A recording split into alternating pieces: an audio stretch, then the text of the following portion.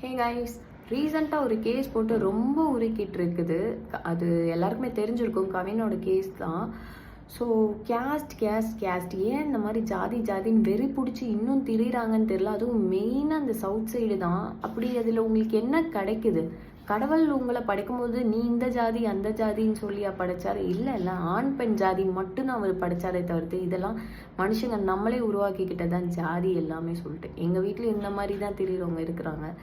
Even அவங்க சொல்கிறது இதான், நான் வேறு ஜாதி பையனை கல்யாணம் பண்ணிட்டோன்னா ரத்தம் மாறிடும், ஜாதி மாறிடும், அது இதுன்னு சொல்லிட்டு. ஈவன் எங்கள் அம்மா அந்த மாதிரி தான் இருந்தாங்க. ஒரு டைம் அவங்க உடம்பு சரியில்லாதப்போ ஒரு ஆப்ரேஷனுக்கு எமர்ஜென்சியாக பிளட் தேவைப்பட்டப்போ ஏற்றினாங்க எங்கள் அம்மாவுக்கு பிளட். அப்போடா எங்கள் அம்மா கிட்ட சொன்ன இதுதான், உங்களுக்கு தெரியுமா இப்போ யாரோட பிளட் உங்களுக்கு ஏற்றிருக்காங்கன்னு? உங்கள் ஜாதி இதாக ஏற்றிருக்கிறாங்க அப்படி சொல்லிட்டு. அப்போ she realised. So guys please, இந்த ஜாதி ஜாதி ஜாதி இதெல்லாம் விட்டுட்டு ஒரு மனுஷங்களோட லைஃப்பை பாருங்கள். ப்ளஸ் அவங்களுக்கு எது பிடிக்குதோ, அவங்களுக்கு எது தேவையோ அதை பண்ணுங்க. அவங்களோட லைஃப் அவங்க பார்த்துப்பாங்க. இந்த ஜாதியை வச்சு ஒன்றுமே கிடைக்கப்படுது, அதனால ஒரு பைசா கூட கிடையாது.